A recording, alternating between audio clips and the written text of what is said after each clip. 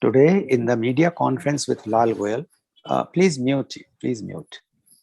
Today on the media conference with Goel, which is brought to you by V4 News, Global TV, V4 Stream, Malnadu TV India, News Gaon Se, Samvad Sarokar News, Bharat Post News, Organ Donation India Foundation and Gyan. Our endeavor is to enlighten you with the current topic. And today's topic is not only current, but burning topic, and that is the reviving Indian economy. The economy of India is characterized as a middle-income developing market economy. It is the world's sixth largest economy by nominal GDP and the third largest by purchasing power by TPPP. According to the International Monetary Fund IMF, on a per capita income basis, India ranked 145th by GDP nominal and 122nd by GDP PPP. From independence in 1947 until 1991, successive governments promoted protectionist economic policies with extensive state intervention and economic regulation, which is characterized as diligence in the form of license Raj. The end of the Cold War and an acute balance of payment crisis in 1991 led to the adoption of a broad economic liberalization in India. Since the start of the 21st century, annual average GDP growth has been 6% to 7%, and from 2013 to 2018, India was the world's fastest growing major economy, surpassing China. Historically, India was the largest economy in the world for most of the 2 millennia from the first until the 19th century. The long-term growth perspective of the Indian economy remains positive due to its young population and corresponding low dependency ratio, healthy savings, and the investment rates, increasing globalization in India and integration into the global economy. The economy slowed in 2017 due to the shocks of demonetization in 2016 and the introduction of the goods and service tax in 2017. Nearly 60% of the India's GDP is driven by domestic private consumption and continues to remain the world's sixth largest consumer market. Apart from private consumption, India's GDP is also fueled by government spending, investment, and exports. In 2019, India was the world's ninth largest importer and the 12th largest exporter. India has been a member of the World Trade Organization since 1st January 1995. It ranked 63rd on the Ease of Doing Business Index and 68 on the Global Competitiveness Report. With 500 million workers, the Indian labor force is the world's second largest as of 2019. India has one of the world's highest number of billionaires and extreme income inequality. Since India has a vast informal economy, barely 2% of Indians pay income taxes. During the 2008 global financial crisis, the economy faced a mild slowdown. India undertook stimulus measures, both physical and monetary, to boost growth and generate demand. In subsequent years, economic growth revived.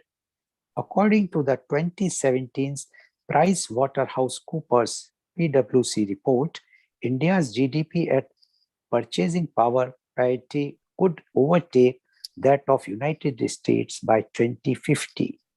According to World Bank, to achieve sustainable economic development, India must focus on public sector reform, infrastructure, agricultural and rural development, removal of land and labor regulations, financial inclusion, spur private investment, and exports, education, and public health.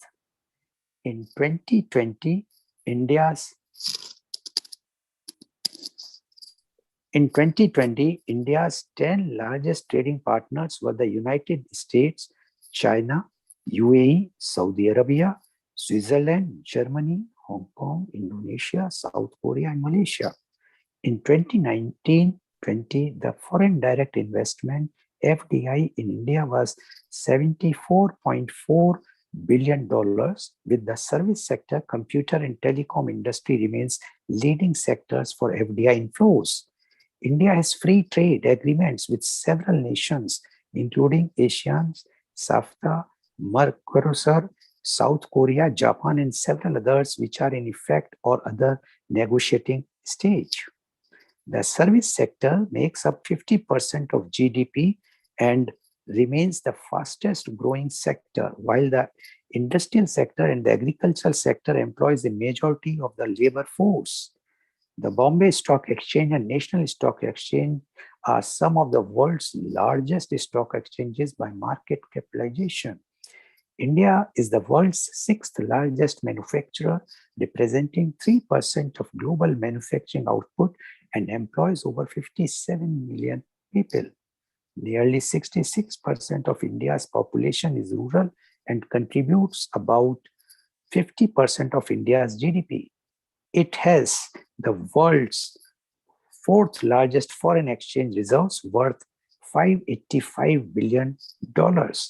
India has a high public debt with 86% of GDP, while its fiscal deficit stood at 9.5% of GDP.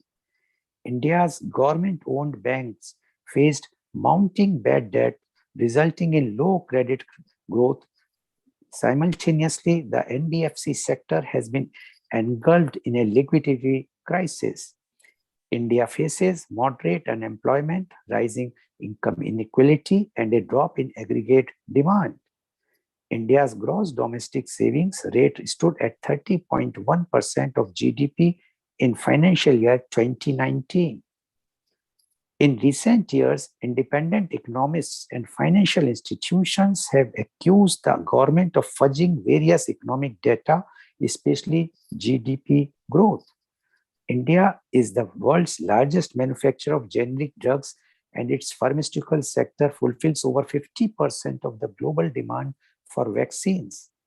The Indian IT industry is a major exporter of IT services with $191 billion in revenue and employs over 4 million people. India's chemical industry is extremely diversified and estimated at $178 billion. The tourism industry contributes about 9.2% of the India's GDP and employs over 42 million. India ranks second globally in food and agricultural production, while agricultural exports were $35.09 billion. The construction and real estate sector ranks third among the 14 major sectors in terms of direct, indirect, and induced effects in all sectors of the economy. The Indian textiles industry is estimated at $100 billion and contributes 13% of the industrial output and 2.3% of India's GDP, while employs over 45 million people directly. India's telecommunication industry is the world's second largest by the number of mobile phones, smartphones, and internet users. It is the world's 25th largest oil producer and the third largest oil consumer. The Indian automobile industry is the world's fifth largest by production. It has $1.17 trillion worth of retail market, which contributes over 10% of India's GDP and has one of the world's fastest growing e-commerce markets. India has the world's fourth largest natural resources, with the mining sector contributing 11% of the country's industrial GDP and 2.5% of total GDP.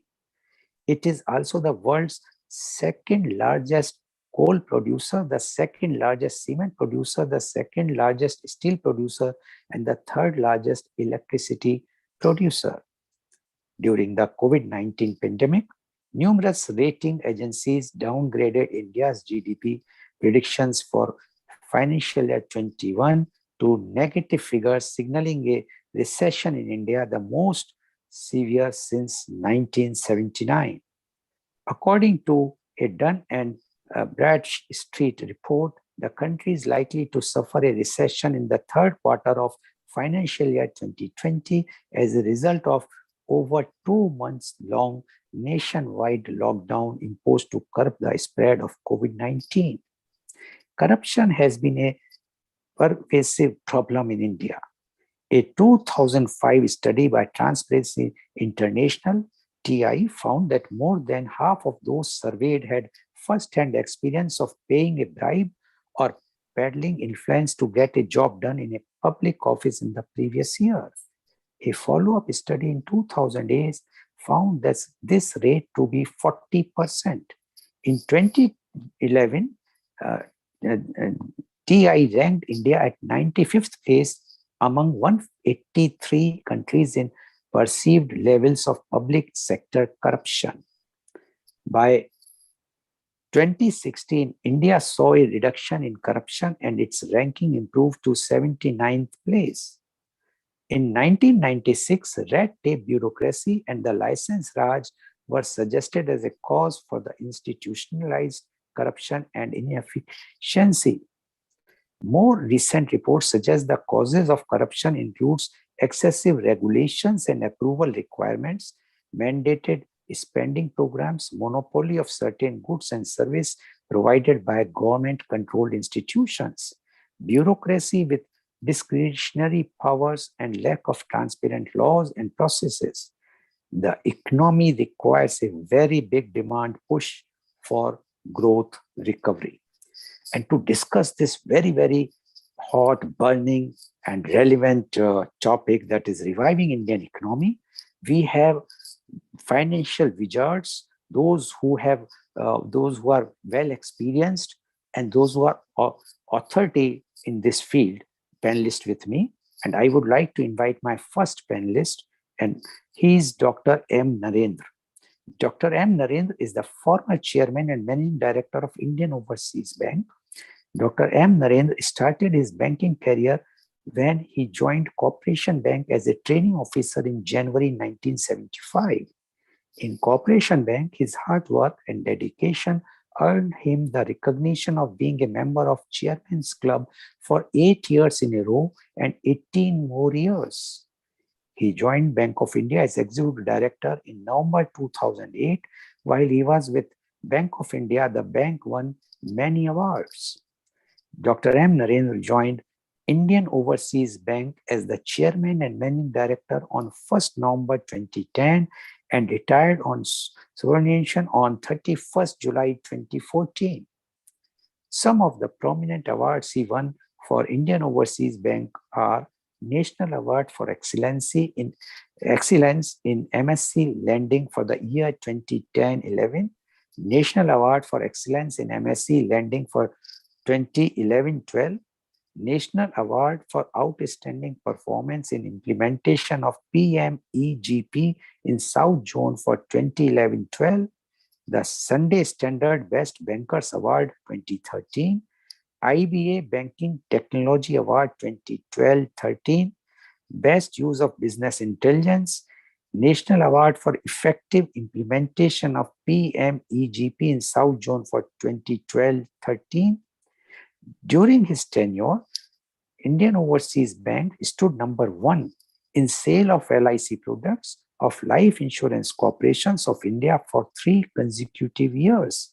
He is currently associated as director with Mahindra Rural Housing Finance Limited, Mahindra First Choice Wheels Limited, Adani Enterprises Limited, Viswat Chemicals Limited, Kesar Enterprises Limited, Vanprastha Ashram, Man Industries India Limited. Welcome, Dr. M. Narendra, on our show. Dr. M. Narendra, you have heard what I mentioned about the condition of Indian economy. And we all know, due to the pandemic, COVID pandemic, the Indian economy, which was doing one of the best in the world, fastest growing, has suffered a very bad setback. And that's why now the condition, Indian economic condition, is not at all good. And to revive it is lots of challenges are there. So we would like to know from you the reviving Indian economy. Dr. M. Narendra, please. Good morning and thank you, Lal Goel ji. and the way in which you covered the subject with the various facts and figures, and that too not only at the current moment, from the background also, really, really appreciable. And I must also congratulate you that consistently last 18 months you have been bringing a lot of speakers to this forum, and now both in the morning and evening. And I'm very pleased to be a part of your this program and event. And I'm also grateful to you for covering myself in terms of my some of the achievements. I am greatly humbled. And as far as the Indian economy is concerned, as you rightly said, the world looks at India for reaching the what you call the GDP growth. Currently, this year, in spite of all that, the World Bank estimates that the world output or world growth may be around 6%. And for various purposes, in terms of, as you said, consumption story, or the opportunities for investment in India, and the open policy which India has been maintaining, attracting a lot of foreign institutional investment as well as foreign direct investment. And with a lot of changes done by under our current Prime Minister in terms of opening up the sectors, maybe even sometimes up to 100%, and the ease of doing business, and most of the things getting under the transparent mode. This is also a very important plus factor for positioning of India in the international trade. And as you rightly pointed out, we have some of the exclusive agreement of trade with the various countries, and we have also a partly some of the regional blocks in terms of the foreign trade, including our neighboring China, that we have a substantial trade. And of course, there have been a deficit from their side to us, in the sense they are yet to import fully, but that process also improving. So one area goes up that this year, one important point which is coming very much is Indian exports are showing substantial growth, particularly in the current year. And now up to latest maybe June or July, we have already covered around 130 billion US dollars of exports. And that means around 35 billion of US dollars per month. And even the service export is more than 55 billion US dollars. So this trend, if it is continued, recently our Prime Minister also addressed all the embassy officers as well as our various trade association, particularly from the export side. And India, even though has kept a target of 400 billion US dollars of exports, it is likely that India may cross 600 billion of that exports in the current year, because elsewhere, US, Europe, and all of them are bubbling with the economic activity.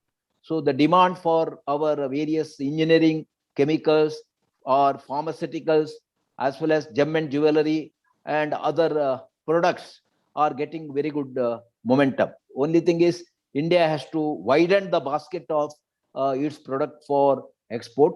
That is where the agriculture also plays a very important role, and our Prime Minister has been giving a lot of importance for agriculture related exports, other than the traditional like pulses, rice, and all other food products, as well as fruits processing, and such other products, herbal products from the rural areas. These can also find very good importance in the trade. So one is on the foreign trade. And at the same time, India has now enhanced its imports also. In the last 1 year, during the COVID period, imports were reduced.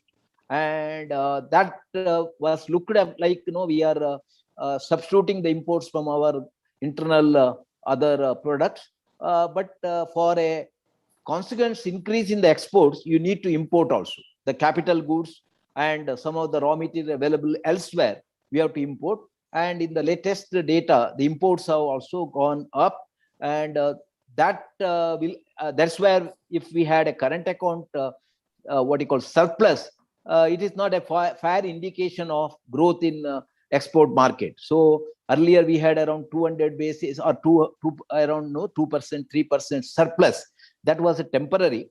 Today that position is of course reversed, because the oil exports also, or exports, the oil imports, the cost has gone up. But other than oil also, the imports are better. So this is one side. And as you rightly said, India is the destination for FDI.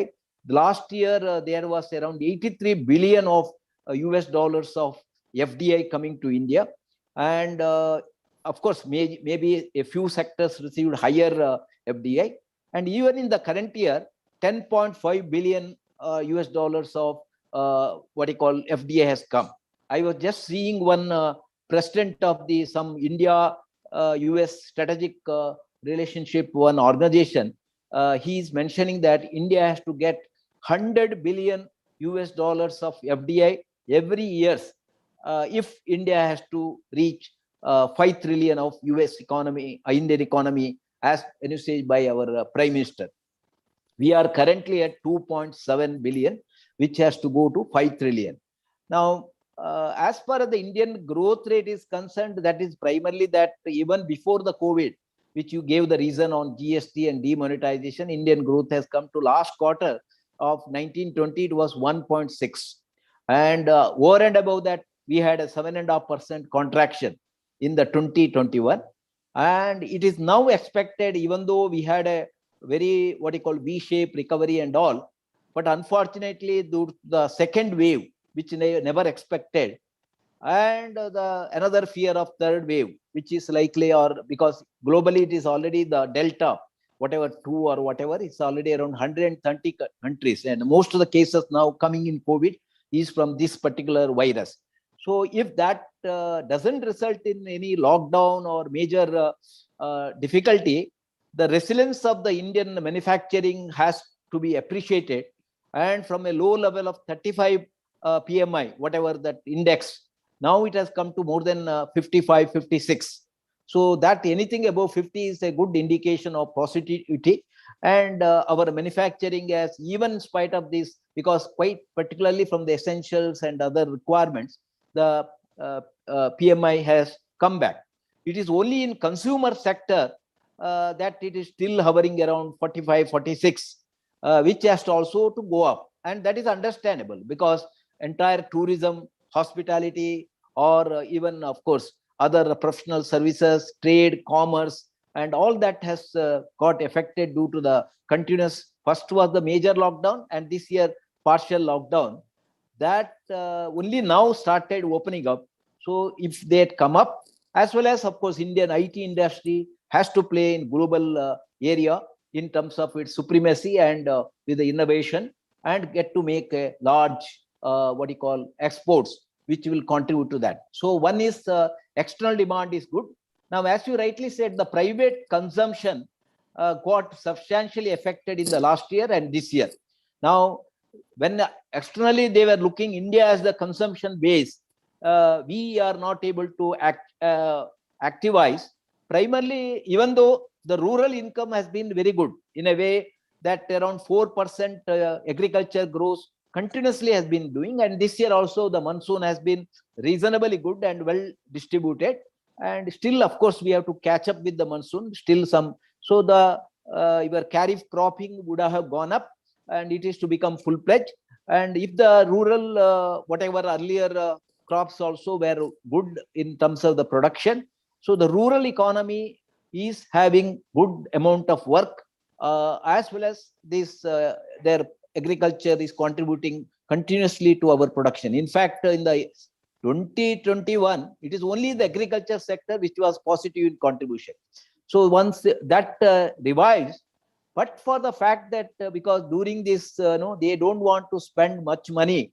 Money is being kept saving for the any fear of COVID and all, and the discretionary spending is not coming. That is where the consumption full revival. Now maybe 55, 56% of our GDP through is private consumption.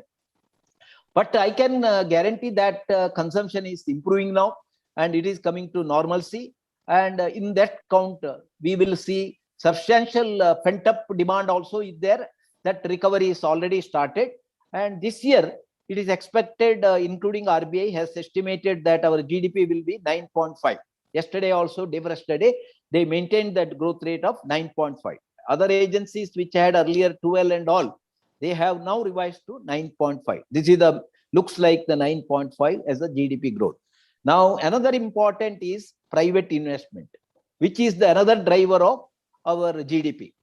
And it is quite a long time, as you rightly said. Once the Indian GDP went up to average 8.5, and during that period there is like a bullish feel, and a lot of investment went to what you call infrastructure, and a lot of investment by the private sector went into what you call acquisition, merger, as well as they even globally they acquired a lot of firms. So the Indian GDP went into a higher mode, and that's where the average was 8.5% that time. From that level, we got down, maybe a revised GDP calculation also.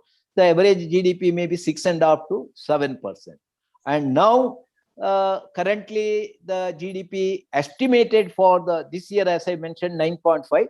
But even by 2025, we may not be beyond 6.5% GDP. So the private investment phase has come down. And during the COVID, all the corporates raised a lot of money. Like, last year, 1920, they raised 10 lakh crores. 2021, they raised another 10.5 lakhs crores. And in the current year also, 8.5 lakh crores by way of equity and bond market, thanks to RBI pumping in 12 lakh crores of liquidity and bringing the interest rates by 115 basis points. Today, the corporates are much, much better position, particularly which are rated well, and they have paid back the loan to the bank, and they're assessing the bank credit has come down. They are more on the market related, and this has resulted in the corporate credit as a percentage of credit has also come down in the bank, and the bank credit to the corporate is negative. So this is another factor which is also affecting the growth rate, because the credit to GDP ratio in terms of the India, it is around 50 to 60%. Globally, it is even 100, 130%. So India, we have to cross 100 mark. So the complaint is that the banks are not lending, banks are no risk averse and all. But at a time when the banks lend, they are also told that you are aggressive in lending. And as you rightly said, you pointed out that a lot of NPAs arise in the infrastructure and all. But one thing I must appreciate, that the coming back to the bank, I will come back, but the government continue to spend, both the state government and central government, even during the COVID. Other than the revenue expenditure on the capex front, they spent a lot of money. And in this year budget, they have estimated 5,54,000 crores of capex, which is much, much higher than the last year also. Last year also around 4.5 lakh crores. So the whole focus is on capex, whether it is railway, whether it's infrastructure, road, or in terms of other physical infrastructure or urban development, or even in health sector. The capex is suppose if that amount is spent, and other side there is a national infrastructure pipeline of 111 lakh crores in the next 5 years, on an average 20 lakh crores spending, which envisage around 30% or maybe more private investment also, other than 40% by the government. And here in this particular infrastructure, we need continuous international fund coming so as to achieve. That is around 100 billion, which earlier I said. So once the infrastructure gets picked up, like road sector has been doing still well, and railway also started spending. And as you rightly said, mining also started auctioning. And the government also has opened up the defense sector as per the Atmanirbhar Bharat. If I say, so almost all major transformational changes were done during the Atmanirbhar Bharat, even though physical spending may be 1.5, 2 or 3% of the GDP, but overall it was around 29 lakh 70,000 crores, including RBI 12 lakh crores. And over and above that, there is Atmanirbhar recently also exclusively for health sector and all. And under the emergency line credit scheme, more than earlier 3 lakh crores, which are already almost lent, and another 1.5 lakh crores. So overall, the government has been positive. Maybe there is some feeling that, including, of course, Narega, they spent more than 1,10,000 crores. And this year also, the demand for Narega is more. And the digital also, UPI is highest transaction, more than, I think, volume is 6 lakh crores. And the transaction is also around 232 crores or 324 crores. So in all respect, we are poised for revival, and currently all the indication of revival is seen. And as per the NPA also, the banks have completely covered the most of the NPAs, and the coverage ratio has even gone up to 70 to 80%. And they have started in the last 2 quarters positive profit. And in fact, the profitability of the public sector bank also have been very good. And the recovery, for the sake of data, under the CARP, they have recovered around 39-40%, and on the surface around 20%. So overall, the recovery is also more than 5 to 6 lakh crores in the last 5 years. So currently the banks are fully what you call financially resilient, and with the capital adequacy of 16%, and they are poised for extending credit. And likely that this year the credit growth may go up to 10%.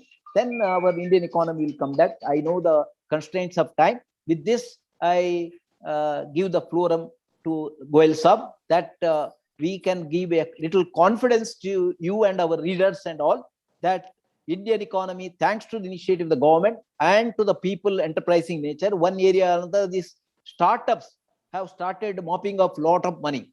And that is around 55,000 number of startups already approved by the government.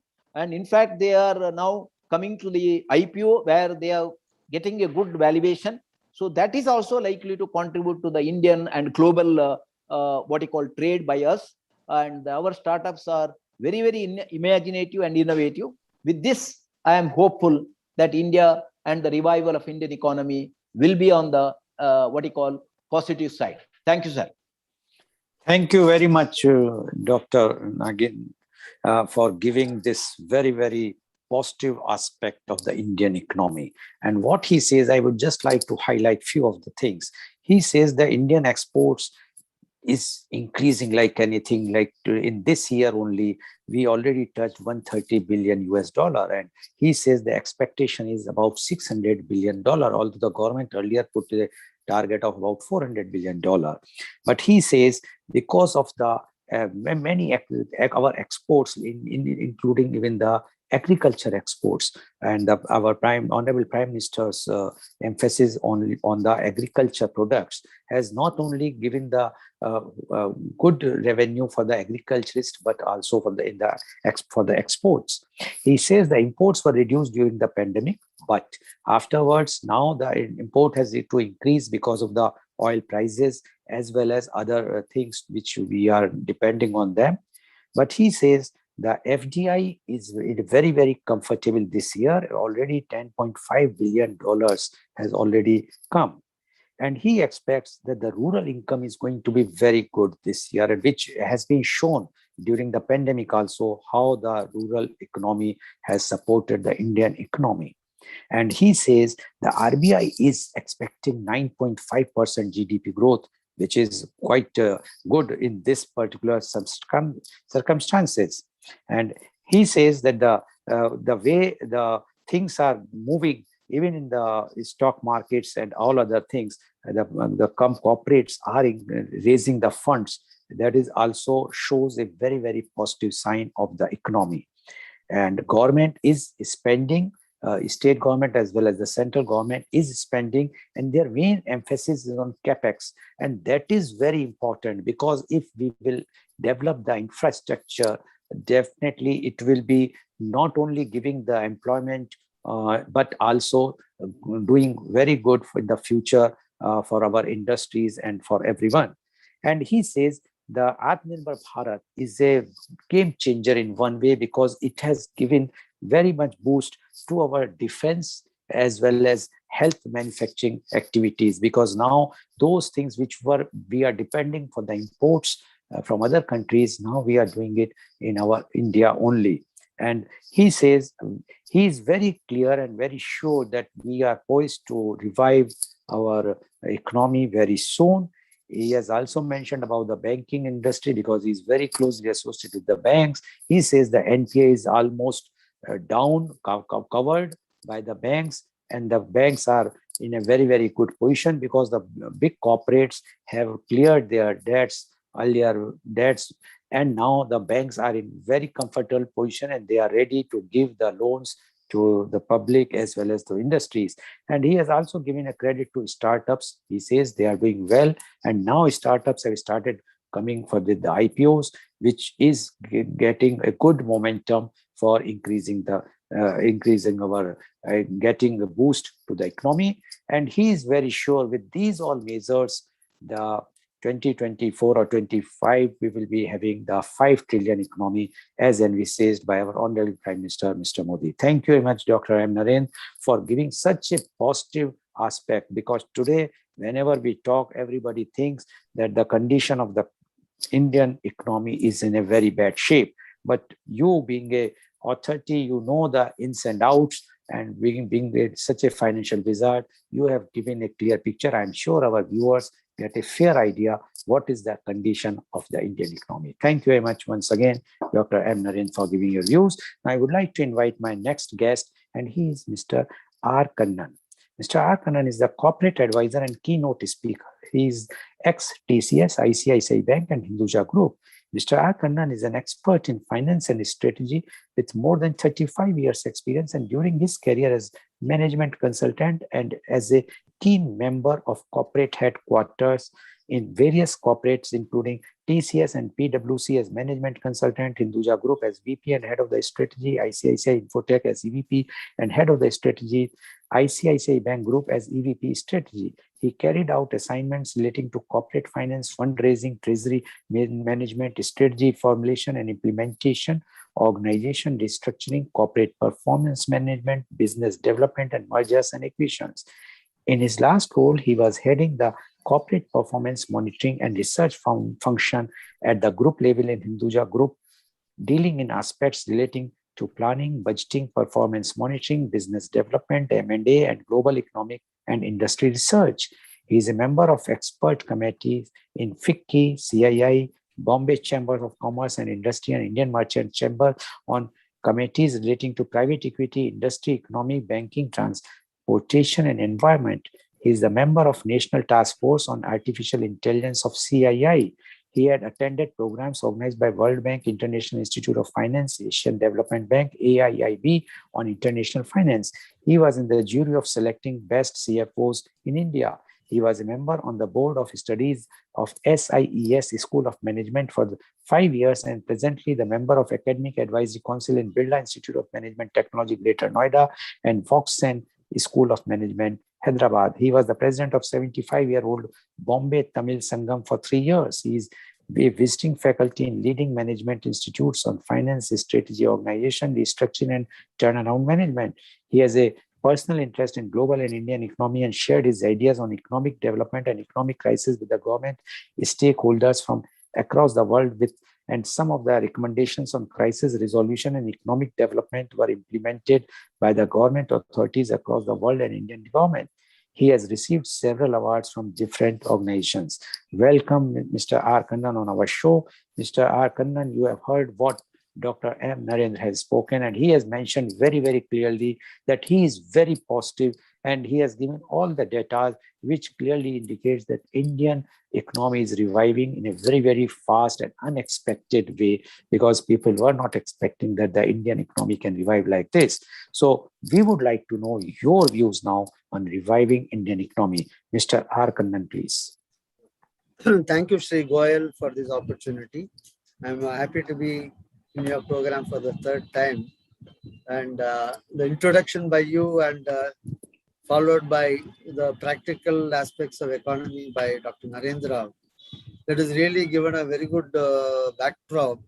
So I'll not elaborate. One thing that when you talk about revival, like both of you said, India has got a lot of strengths. And if you ask any analyst in the world, you yourself said that Pricewaterhouse has predicted that 2050, India will overtake US also. So that is what is even leading institutions like IMF and World Bank, even though it's a short blip right now, what we are going through, thanks to COVID. So this COVID is making everything uncertain, and it has made the things worse for us. But like it has been mentioned by both of you, India has got a lot of strengths. So that is what is standing. And in fact, in the previous crisis and all, whether it was a 2008 crisis or 1997 crisis, India was insulated from the shocks, what we have seen in the world or in Asia. And of course, in 1997, India was not fully integrated into the world economy. But 2008, actually, our Indian economy continued to do well for next 3 years. So because of the internal issues only, we saw that the Indian economy started going down. But if you look at some of the trends, of course, if you look at the recent trends, according to this CMIE on unemployment, one of the challenges today is that as when our Prime Minister took over charge, he said that they are planning to create more than 1 crore of jobs in India, not entirely in the formal sector, but in the informal sector also. So that is one of the major challenges we have, employment, whereas what we have seen, actually the unemployment rate has risen from 5.5 to 13% by, I think, March. Then we also found that 230 million individuals, there was a study conducted by, I think, Mr. Premji Foundation, where they found that 230 million individuals fell below that minimum wage rate per day of 375. So that is what, then one more finding was that in April, May 20, actually poorest of the last 20% of the poorest category, they lost full income. So these are some of the issues which we have. And then Pew Research, which is based in US, they conducted a study and they found that actually there is a shrinking middle class in India. Whereas on the positive side, what we see, actually we have to approach, the government has done a lot of, they have introduced a lot of new initiatives, a lot of programs. So now we have to look at our Indian economy as a turnaround situation, like in a typical corporate. One good thing what has happened in the last 1 year was that generally Indian corporates had a lot of slack in their system, a lot of inefficiencies in their system. But this pandemic has made Indian corporates to look at themselves and see where they had inefficiencies. You will be surprised. We are all surprised actually. When these large companies report their numbers, they have improved their performance substantially. In some cases, the profits have gone up by even 600, 700%.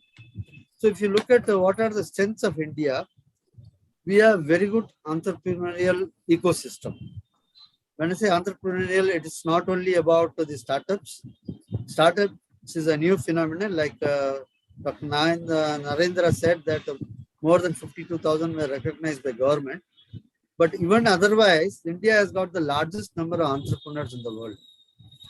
So even a person who is doing a retail or who is doing a sales on the street is also an entrepreneur. So if you look at that way, or even agriculturalist who owns a land is also kind of. So if you see, we have the largest number of entrepreneurs in the world. We have a very good ecosystem. And of course, then, like it was mentioned, there was a good flow of foreign investments.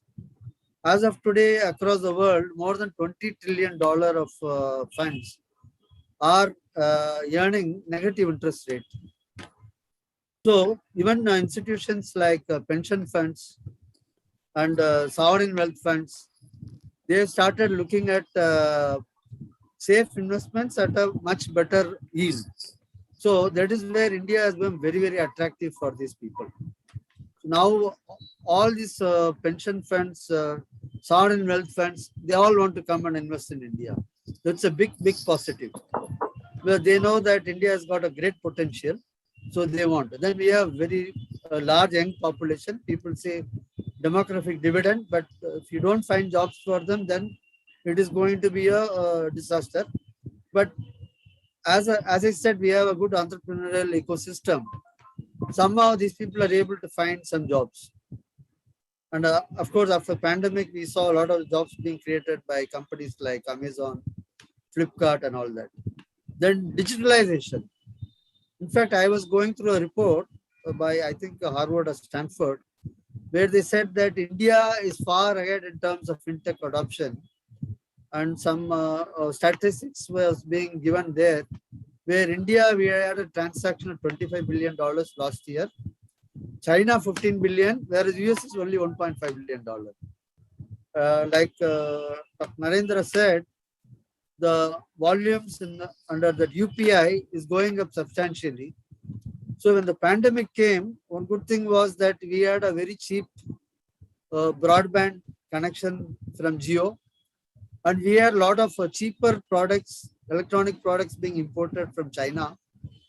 So if you ask me, these two has enabled, whether it's an individual or as a corporate or an academic institution, we or even banks, it made our lives much easier. So we have a very good digital ecosystem today, of course supported by a good telecom system, and high forex reserves, more than $600 billion.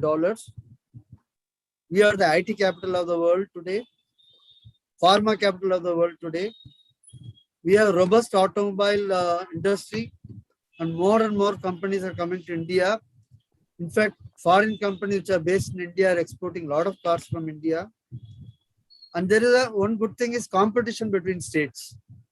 So there is a very good competition between the states, and each state chief minister behaves like a CEO of a company, and they want to promote the company, and they go out to investors, and they visit other states, they visit other countries, and they tell them what are the investment opportunities, and they invite. So that is going to create a lot of industries. And stock markets are very bullish. So actually, no one would have expected last year. In fact, all of us were thinking that stock markets would go down. Thanks to, of course, the FDI, which came into lands of $25 billion, they got in. After that, we saw that stock markets are very robust. In fact, we were surprised that the amount of money being raised through IPOs this year, and the amount of IPOs which are coming up. Apart from that, the corporates also found new source of finance. One of the reasons why credit offtake from banks is very low is that corporates are, in fact, RBI is also recommending earlier that if large corporates, they want to raise funds, they should try and raise funds, maybe 50 to 70%, not from banking system. They should issue bonds, they can go abroad. So all that was also being suggested by RBI, which will also reduce the risk of NPAs in a big way. So these are all some strengths. This background, what is that we can do to revive the economy? As I said, we have the experience of accelerating the growth rate after 1991. So we know the best practices.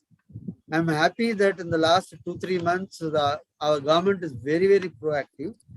One of the latest decisions they made is regarding this removal of retrospective taxation, which is going to build the confidence of foreign investors in a big way. So, Honorable Prime Minister has got an excellent vision about achieving a $5 trillion target. It may not happen the year where we are targeting. Even if it is delayed by 2-3 years, that is fine. Because of the pandemic.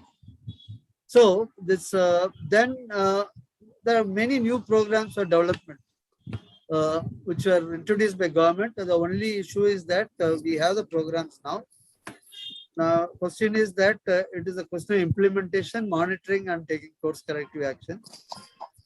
And especially in a crisis situation across the world, the one segment in the economy which can do a great wonders is government.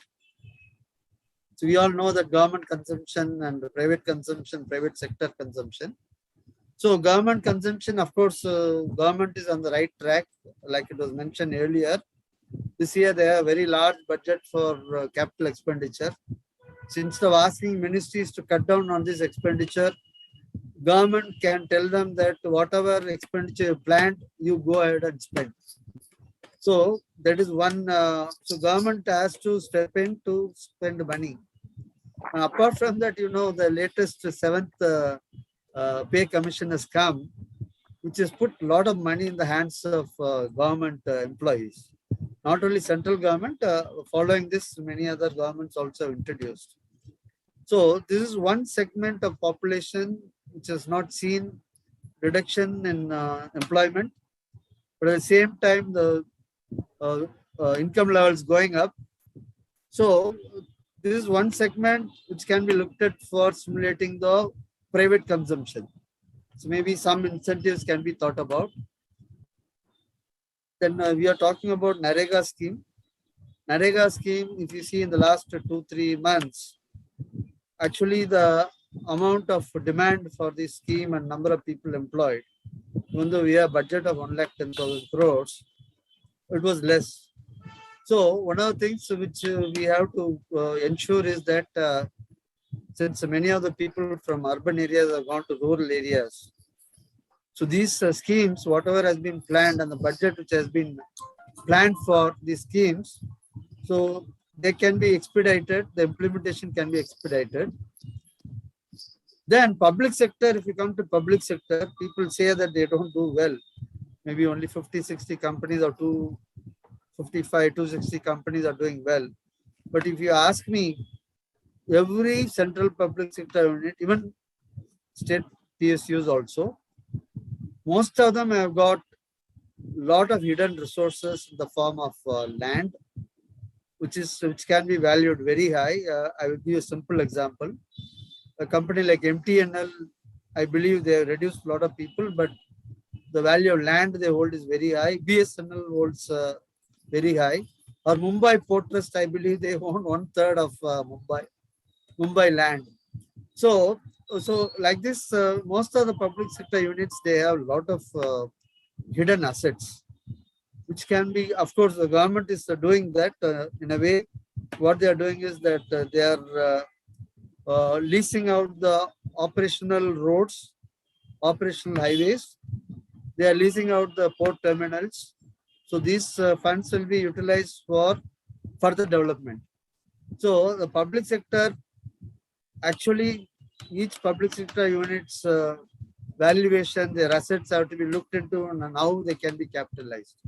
That can go in a big way to help government finances. So while talking about finances, one of the issues is finances. As I said, all these development institutions, like we are the largest borrower from World Bank, Asian Development Bank, New Development Bank, Asia Infrastructure Investment Bank. We are the largest borrower, or International Finance Corporation. So all of them are willing to still lend money to us. So a government should look at all these concessional funding and see how we can attract funds. And for, as I said, even sovereign wealth funds from Abu Dhabi and other places. There are a lot of sovereign wealth funds from Europe. So they all can be tapped for our growth. Then when you come to this Atmanirbhar Bharat, it was discussed. Unlike in the case of Make in India program 2014, now there is a focused effort. So I'm sure that it is going to work wonders, the implementation. Then we have these industrial corridors. Industrial corridors, we all started with Delhi-Mumbai Industrial Corridor, where Japan has given a big aid. Similar corridors are coming up in 4 or 5 areas, national level, and each state has got 5-6 corridors. So there has to be focus on implementation of these corridors, which will create new industries, new cities, and new employment. And now, I think in the latest annual conference, the Blue Economy Conference, there was a big vision identified for development of blue economy, especially port-based industrial development, as well as building of ships, building of naval ships and all that. Even that can go a big way in creating industries, creating demand for steel, creating employment, and monetizing the deficit. So somehow, I don't know, every economist in the world is suggesting that India should consider monetizing the deficit, and our leaders are very, very conservative in monetizing. So maybe they think that when the worst comes to worst, they could look at that. But my sincere opinion is that we should not delay monetizing the deficit. That will go a big way in kickstarting the growth again. Then excellent coordination between, since there is a crisis situation, in a crisis situation, a turnaround situation, coordination with all the stakeholders are very important.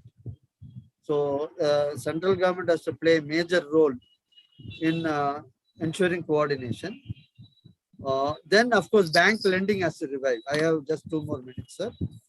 Bank lending has to revive now, as it was said that now credit growth is negative. It has to revive.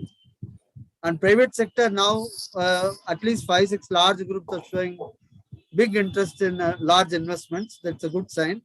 So many more such companies have to come now. Then last one, this religious institutions and charitable institutions, they have lots of properties. They have lots of revenue.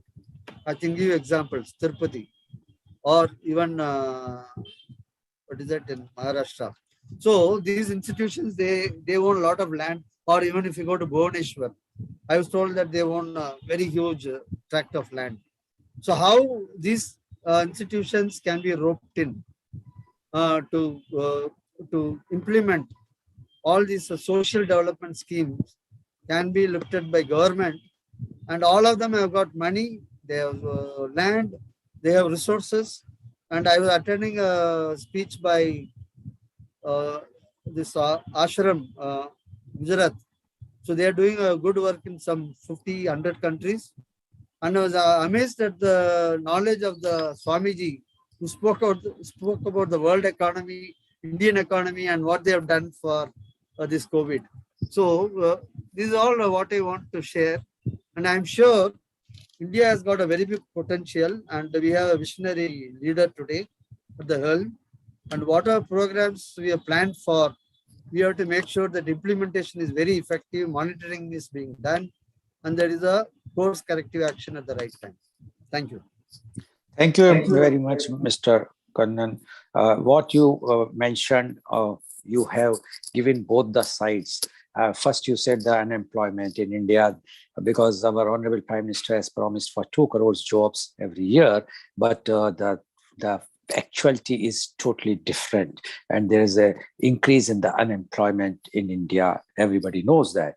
And you also mentioned that 230 million are the people are below minimum wages today in the country, and many lost total income. So it shows that the figures or facts, what has been told by the earlier speaker, our Dr. Narendra, as well as you have also mentioned, as well as the government claims, the facts are showing some different aspects, that the conditions, and according to Mr. Kannan, even the middle class is suffering the most. So it shows that what is happening, only the top corporates are minting money, they are raising the funds. That's why the stock exchange is bullish right now, as Mr.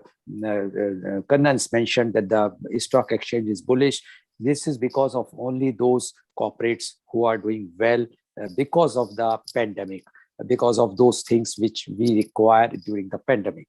But he says there is we have a very entrepreneurship skills from the very beginning, and we have a very good ecosystem. He says that digitalization, although he says that digitalization, we have gone up like anything, but still we know there is a digital divide. 70% of the public in India resides in rural. And yesterday only I did a program on rural versus urban. And in that, the implementation, the infrastructure in rural is still way behind what we talk and what we see in other big cities. He says UPI volume has going up because physically nobody is going out. So no one has any other option just to use the online payments. More companies are coming to India. According to Mr. Kannan, he says there is a very good competition among the states. They are competing, but in fact, they are competing for wants of vaccine and how to hide the oxygen deaths, which everybody says not a single oxygen death, which is very, very unfortunate. But this is a competition among all the chief ministers. They are acting as a CEO. So, and he also mentioned about the seventh pay commission, Manrega. These all the things are doing well because the money is pumped in public sectors. He says the public sectors is having land bank, and he mentioned about MTNL, BSNL, Port Trust of India, and he wants that the land should be, and he mentioned that the lands are now being privatized in many places and leased. So according to him, which I cannot vouch, because my views are, a person, if anybody wants to sell his property only when the crisis is there, the economy is not good. But according to Mr. Kannan, this is a good thing. One should, what the government is doing, it is a very positive aspect. So he says there, even he says there are lots of money with the religious institutions. He's mentioned about Tirupati. He also mentioned about the Siddhi Vinayak as well as the Shirdi temple in Maharashtra. And he says they have lots of lands. So he wants to monetize that land, that how they either monetize or they should use that money for the public welfare. And he also mentioned that those borrowers, India is the largest borrower, foreign borrower. So this, according to him, this is a positive sign, and he gives credits to our Honorable Prime Minister, Mr. Modi. But when I will come in the next round, definitely I'm going to ask this question on him, whether borrowing is a positive sign, whether privatization of our own assets or selling our assets is a positive sign, whether few only corporates are enriched, minting money is a positive sign, wiping off the middle class, wiping off the poor, and making them more below the poverty line is a positive sign or not, which I will come in the next round. I will definitely ask this question to see whether really the Indian economy is reviving, or it is only on the papers, or only on the for the media purpose, so that the public should not lose the confidence. Thank you very much, Mr. Kannan, for giving your views. Now I would like to invite my next panelist guest, and she is Miss Nirupama Soundarajan. Miss Nirupama is the Chief Executive Officer of Pehel India Foundation. She started her research career with the Indian Council for Research on International Economic Relations, ICRIER, where she co-authored the book titled Retail in India in July 2009, published by Academic Foundation. She has worked extensively on the impact of organized retail on farmers. At Pehel India Foundation, she undertakes policy research in the financial sector, commodities, gold ecosystem, retail and e-commerce, housing and housing finance, and ease of doing business. Prior to Pehel India Foundation, she worked as additional director and team lead for the financial sector division at the Federation of Indian Chamber of Commerce and Industry, FICCI, where she was the lead author on the landmark report on why India needs a gold policy.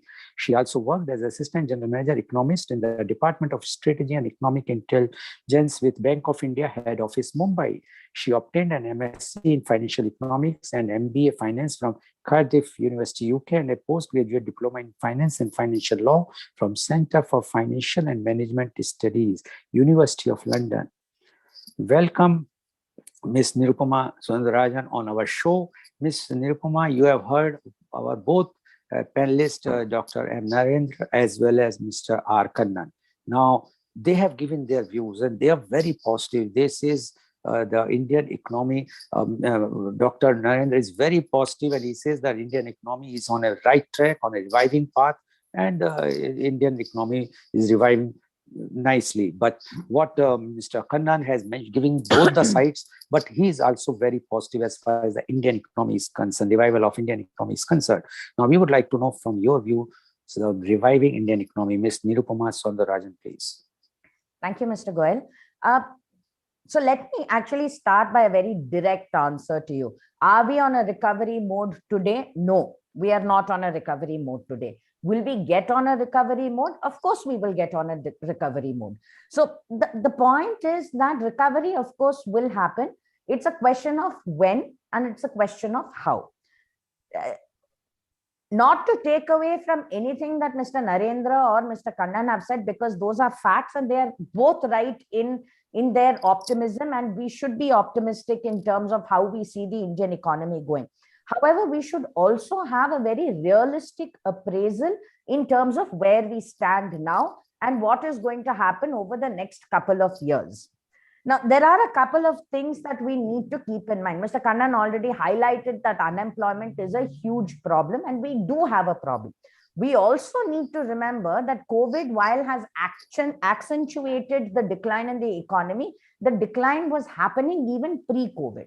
We were having a slightly tough time in terms of economic growth before COVID even struck us, and with COVID, it has become much worse. COVID alone has according to CMI, COVID alone has accounted for more than 10 million jobs lost. That's a huge number. And we also need to recognize the fact that there has been a huge amount of wealth erosion that has happened during these times. Now, for anybody to recover, if we go going by even pure growth rates, we should also remember growth rate is calculated on a base. So no matter what your IMF and your World Bank and Moody's peg your growth rate at, which is currently, I think they've pegged it at 9.8% or thereabouts.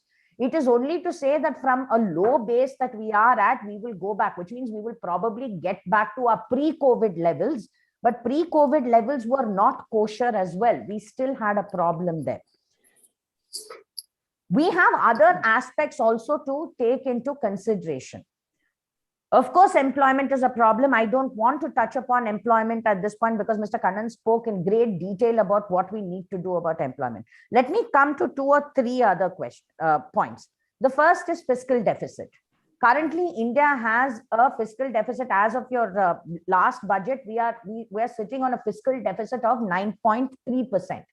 It is immensely huge. It is understandable because the circumstances are extenuating. So therefore, a fiscal deficit of this size is understandable. However, after from 2014 till pretty much a pre-COVID era in 2019, the government had worked very hard in reducing our fiscal deficit to almost a 3.5% from where it was. It is not an easy task.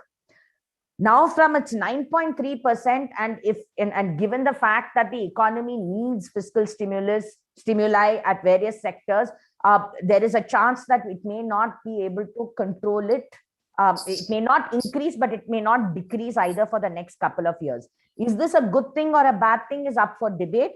Personally, given the fact that the circumstances demand government spending, maybe it is all right. However, it is post-COVID era where the economy starts recovering that the fiscal deficit will start actually playing a very, very huge role as far as economic growth is concerned.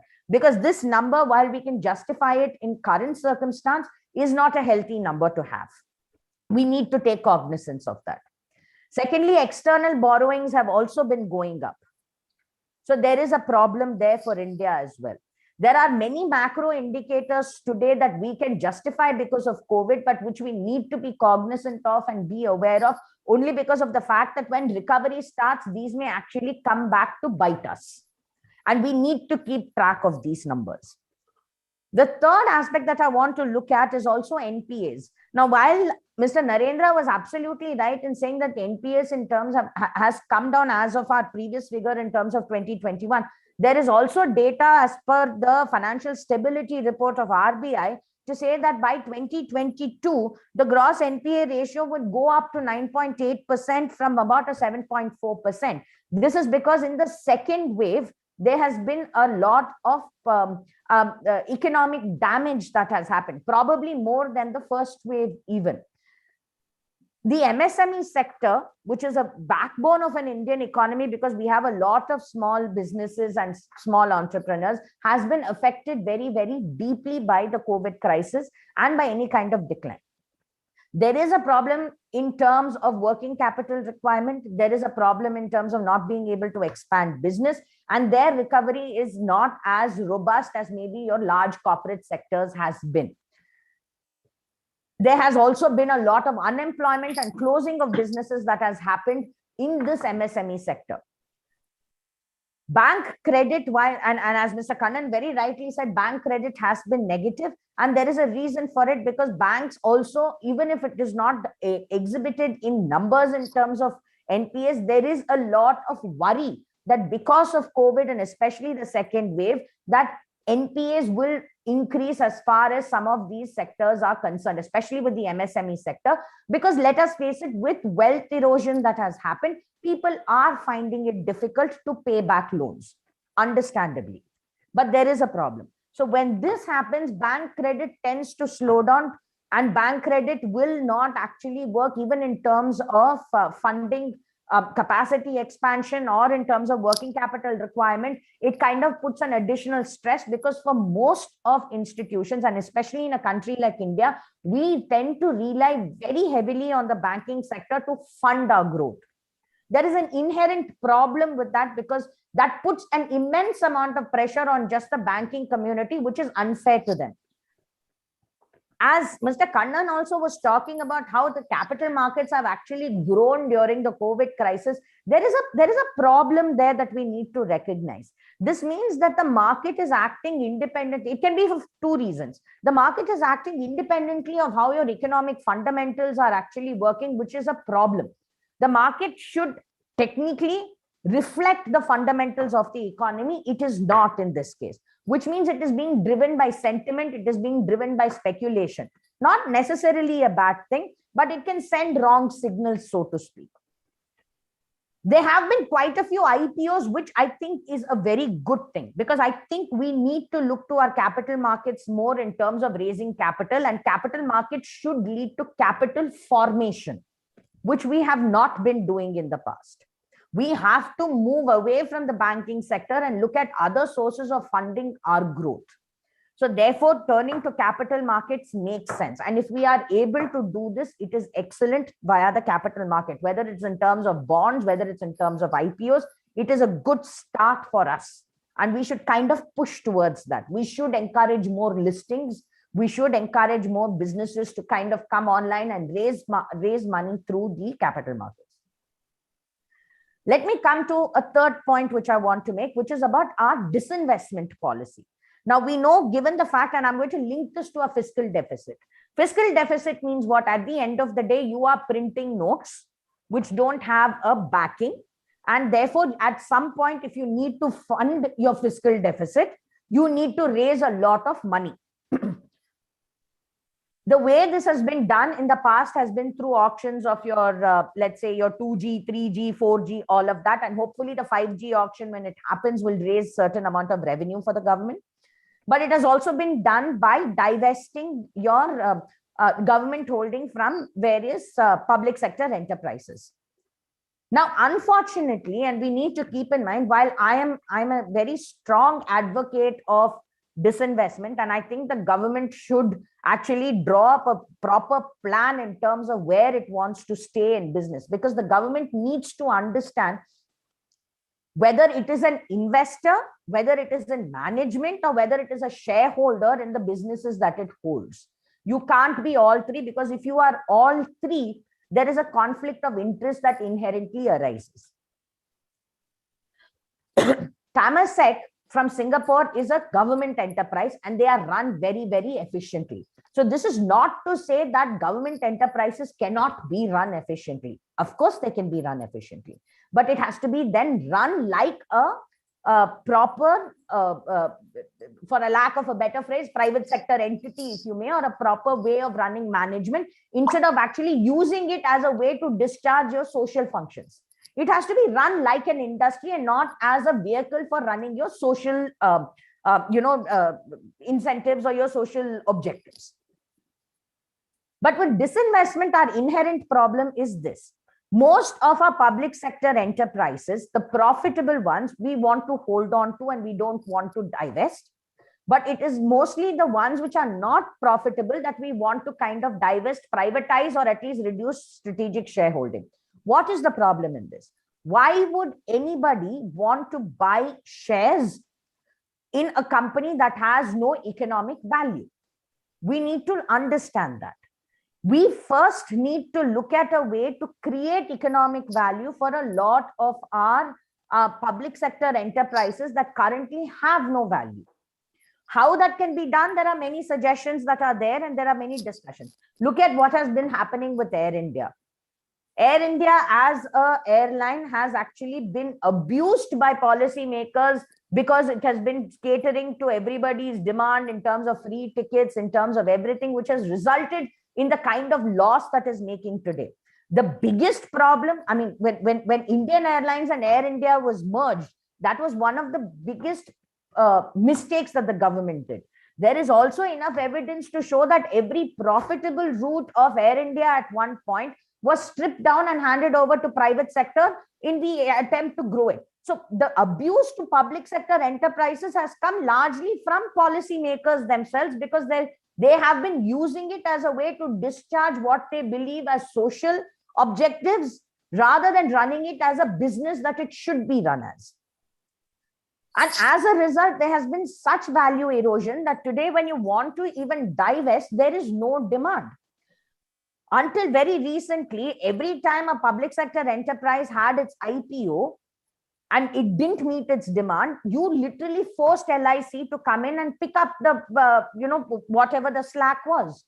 Now, LIC, much like how RBI became the lender of, is considered the lender of last resort as the central bank, LIC literally became the investor of last resort.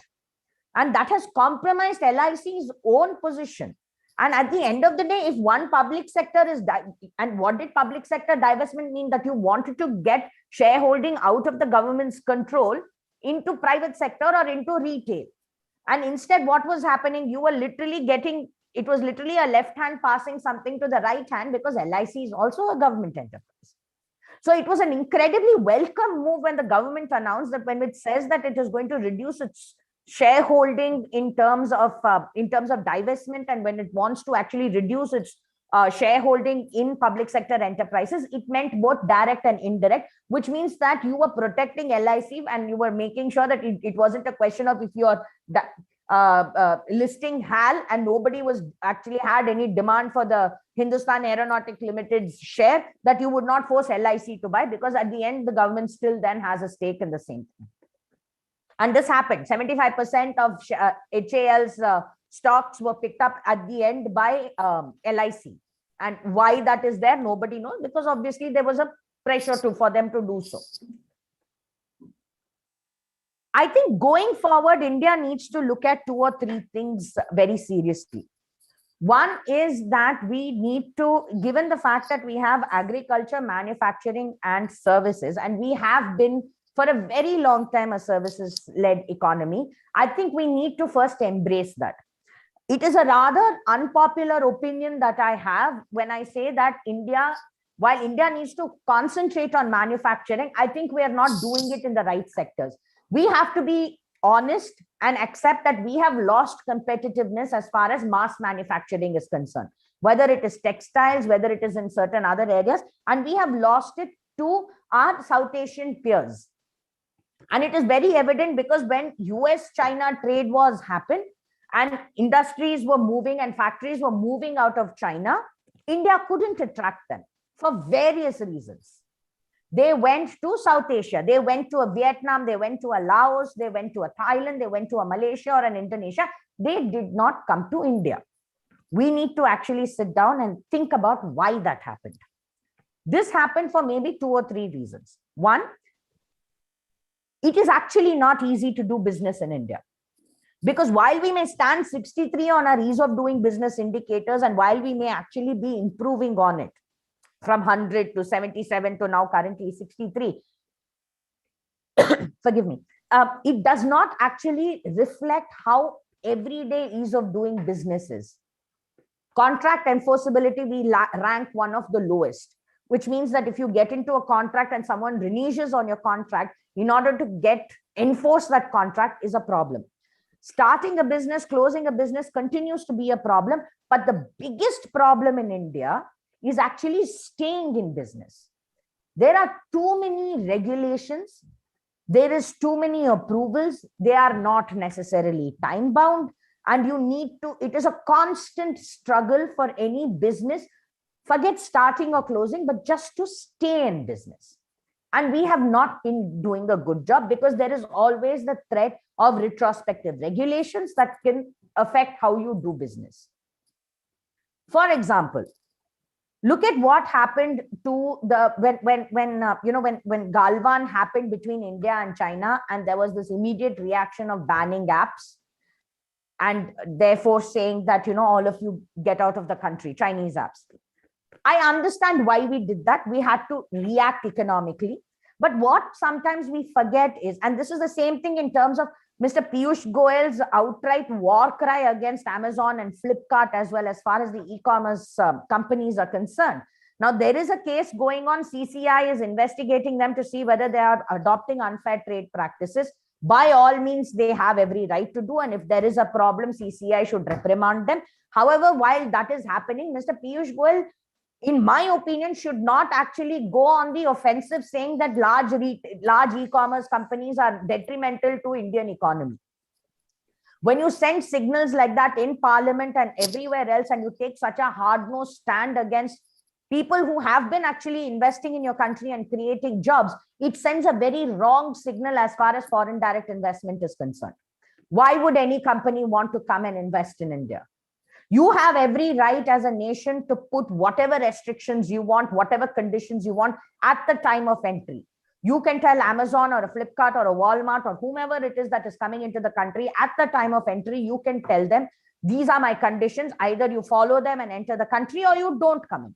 But once the company has come in, has invested, has created jobs, has integrated itself in such a great manner with the Indian economy, if you are then not going to give it national treatment and discriminate against it and create an unlevel playing field, other companies will not come in. They will not come in because it doesn't allow for a stable regulatory environment to stay in business. This is a problem. This is a very huge problem. And we need to actually take cognizance of this. Yeah, it's a time. Yes, I'm wrapping up. So I think for India, I'm just a second. So I think for India, in terms of recovery and going forward, we have to keep in mind 2 or 3 things. Apart from the fact that no matter what your macroeconomics may be, one is our financial sector needs to be strengthened a lot more. Our dependence on banks has to reduce, and we have to look at other avenues for funding. Because without the financial sector, you cannot fund growth. 2, we have to take ease of doing business seriously, which means it's not just starting and closing, it is about staying in business.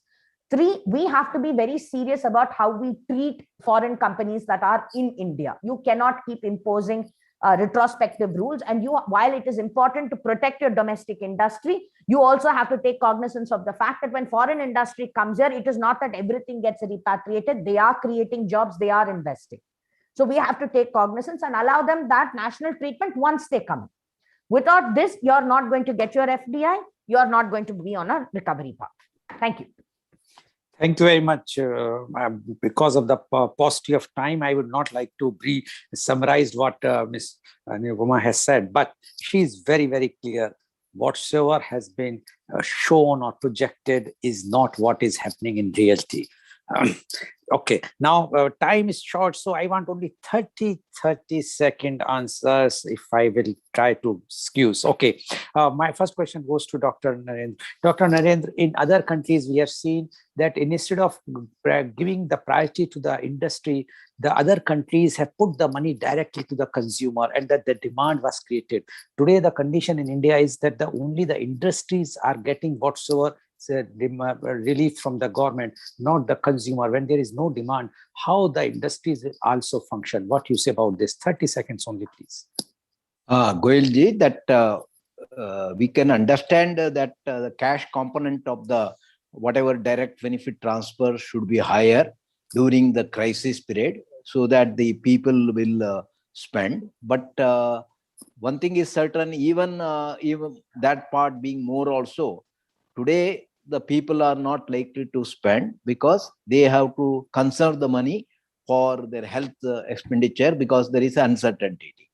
So the current consumption per se getting lower is not merely due to that they don't possess money, but your point is correct that the around 10% of the population controls around 50% of our Indian wealth.